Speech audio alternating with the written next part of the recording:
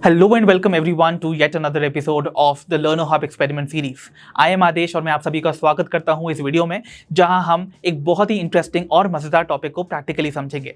Any guesses क्या होगा आज का टॉपिक? वेल, चलो हिंट दे देता हूं। आज हम फ्लावरिंग प्लांट्स के उस स्ट्रक्चर के बारे में जानेंगे जिसे हम कॉमनली बुलाते हैं the final product of sexual reproduction. Any guesses now? जी हाँ, आज हम बात करेंगे सीड्स के बारे में।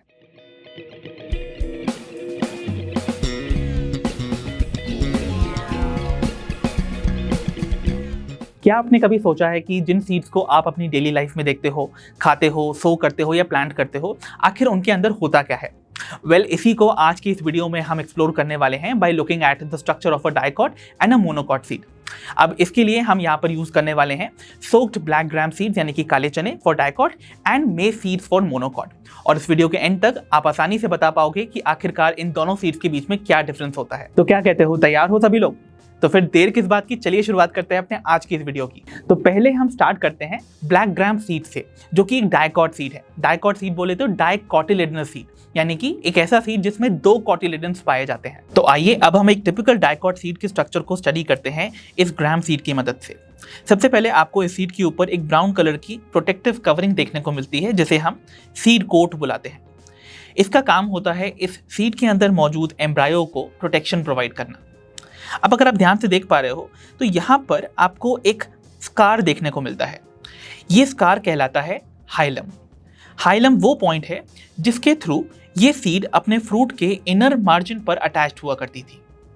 अब इस स्कार यानी कि हाइलम के ऊपर भी आपको एक छोटी सी ओपनिंग या फिर पोर देखने को मिलता है जिसे हम माइक्रोपाइल बुलाते हैं। ये माइक्रोपाइल वो पोर है जिसके थ्रू वाटर और एयर एंटर करते हैं एक सीड के अंदर ड्यूरिंग जर्मिनेशन। आइए अब हम जेंटली इस सीड कोट को रिमूव करते हैं। तो इसके लिए हम यहां पर देखिए एक प्रिक यहां पर करेंगे और इस सीड कोट को जेंटली रिमूव करेंगे। तो जैसा कि आप देख पा रहे हैं यहां पर हमने अपने सीड के ऊपर से ये सीड कोट को रिमूव कर दिया है। अब आप यहां पर देख पा रहे होंगे कि आपको दिखाई दे रहे हैं दो कॉटिलेडन्स। क्योंकि ये डाइकॉट सीड है तो आपको यहां पर दो कॉटिलेडन्स नजर आ रहे हैं। कॉटिलेडन्स होते हैं वो स्टोरेज स्ट्रक्चर्स जिनके अंदर फूड रिजर्व स्टोर रहता है एक ग्रोइंग सीडलिंग के लिए।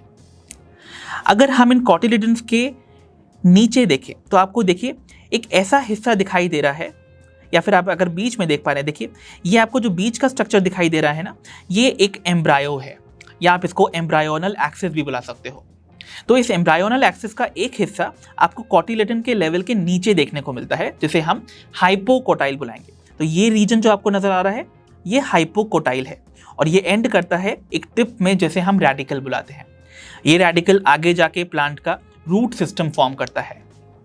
वहीं पर अगर मैं आपको इसके ऊपर का हिस्सा दिखाऊं तो इसके लिए मैं क्या करता हूं कि एक कॉटिलेडन को यहां पर सेपरेट कर देता हूं। तो देखिए यहां पर आपको इस कॉटिलेडन के लेवल से ऊपर जाता हुआ एक स्ट्रक्चर या हिस्सा देखने को मिलेगा जिसे हम एपिकोटाइल बुलाएंगे और ये एपिकोटाइल एंड करेगा एक टिप में। ये जो टिप आपको नजर आती है इसे हम प्लूम्यूल बुलाएंगे और ये प्लूम्यूल आगे जाके प्लांट का शूट सिस्टम फॉर्म करेगा। तो ये था हमारा डाइकॉट सीड, दो कॉटिलेडन, एक एम्ब्रायो और सीड कोट के साथ। अब हम बात करते हैं अपने मोनोकॉट सीड के बारे में जिसके लिए हम यूज करेंगे मेज सीड्स को। मेज सीड्स मोनोकॉट सीड्स हैं, यानी कि मोनोकॉटिलेडनस सीड्स हैं, यानी कि ऐसे सीड जिनमें केवल एक ही कॉटिलेडन पाया जाता है। आइए अब हम इस मेज सीड की मदद से एक टिपिकल मोनोकॉट सीड के स्ट्रक्चर को स्टडी करते हैं। यहाँ पर आपको एक डाइकॉट सीड की तरह ही एक ट्रांसपेरेंसी सीड कोट देखने को मिलती है।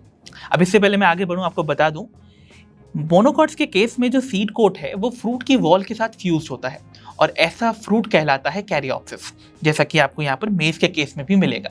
तो मेज भी एक तरीके का कैरियोप्सिस ही है। अब जेंटली हम यहाँ पर इस ट्रांसपेरेंसी सीड कोट को रिमूव करेंगे और इसको हमें काफ़ी जेंटली करना है ताकि हमारे अंदरूनी जितने भी स्ट्रक्चर्स हैं उनको ज़्यादा डैमेज ना हो। तो एक बार हमने यहाँ पर एक इंसेशन लगाया इस नीडल की मदद से और इसको हम धीरे से पील ऑफ करेंगे। तो देखिए आप जैसा कि देख पा रहे हैं यहाँ पर हमने अपने सीड के ऊपर से ये सीड कोट को रिमूव कर दिया है। अब आप अगर इस सीड के स्ट्रक्चर को देखें तो आपको यहाँ पर एक वाइटिश सा पैच देखने को मिल रहा है इस बड़े से येलो वाले हिस्से पर। ये जो बड़ा सा अबंडेंट हिस्सा दिखाई दे रहा है येलो वाला, ये है द एंडोस्पर, और ये इस मोनोकॉट सीड के केस में फूड रिजर्व की तरह काम करता है। और यहाँ पर ये जो वाइट पैच आपको देखने को मिल रहा है, ये है हमारा एम्ब्रायो, जो कि आगे जाकर प्लांट फॉर्म करता है। अगर हम इसको चाहें तो ऐसे सेपरेट भी कर सकते हैं। देखिए इस तरीके से ये अटैच्ड होगा, और आपको यहाँ पर दिखाई दे रहा होगा मेन एम्ब्रायोनल एक्सिस। एम्ब्रायोनल एक्सिस के दो टिप्स होंगे, एक होगा ऊपर वाला जो कि आगे जाके शूट सिस्टम फॉर्म करेगा, तो उस टिप को हम प्लूम्यूल बुलाएंगे, और इसी एम्ब्रायोनल एक्सिस का एक नीचे वाला टिप होगा जिसे रेडिकल बुलाते हैं, जो आगे जाके रूट सिस्टम फॉर्म करेगा।